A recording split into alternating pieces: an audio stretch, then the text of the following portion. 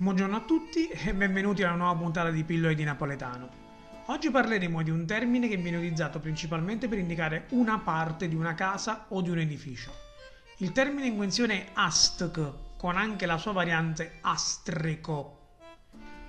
Il termine indica il solaio, il terrazzo della casa praticamente, e deriva dal latino astracum, che a sua volta deriva dal greco astraca, che vuol dire cocci.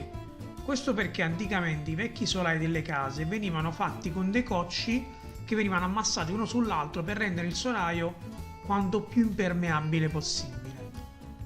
Un modo di dire legato a questo termine è fai chiagnere astc e lavatoia, cioè fai piangere solai e lastrici.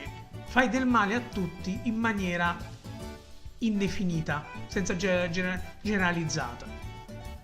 Questo perché anticamente i vecchi solai erano fatti con del lapillo bianco e per rendere il tutto il più impermeabile possibile venivano ammassati e battuti con degli speciali mazzuoli molto pesanti in tutto quanto il solaio.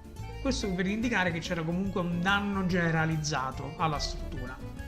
Un altro modo di dire legato a questa parola è la locuzione ast che ciela, per indicare l'ultimo piano di un palazzo o una casa che si trova praticamente sotto al tetto, lastrico e cielo e nient'altro.